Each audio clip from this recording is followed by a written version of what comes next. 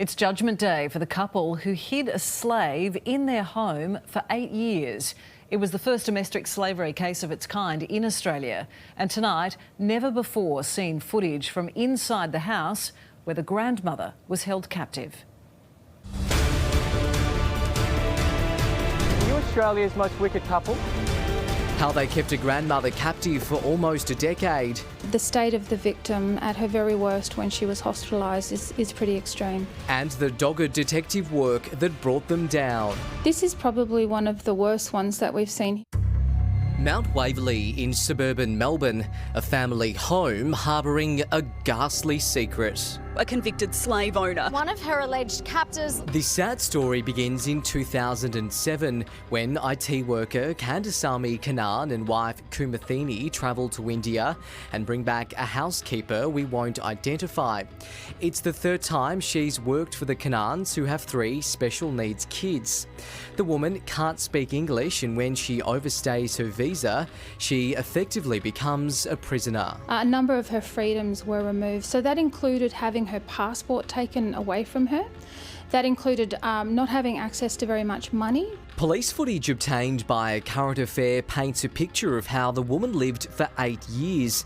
Some food staples by an unkept bed and an iron in the corner. Police say she's paid a suspected $3.39 a day, and when her family ask for her to be sent home, Mrs. Kannan responds, "You, ask her to go f*** herself." It shows a distinct lack of empathy for submitting somebody to this. In 2015, the victim collapses. Mrs. Kannan leaves for a piano recital, and 4 hours later, the 40-kilogram slave's still on the bathroom floor in a puddle of urine and with a temperature of 28 degrees. The courts have described her state as emaciated.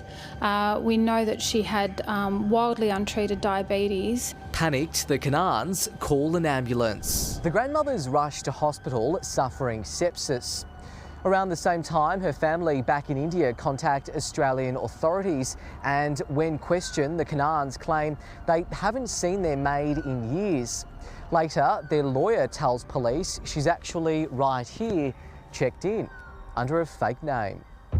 Detective Superintendent Jane Crossling heads up the AFP's Victorian Human Exploitation Team. It's really tough on the teams that investigate this, and we have, teams investigating these sorts of allegations right around the country. In hours of police interviews, the victim tells a harrowing account through an interpreter. Could not shower often because they thought that wasting water. The grandmother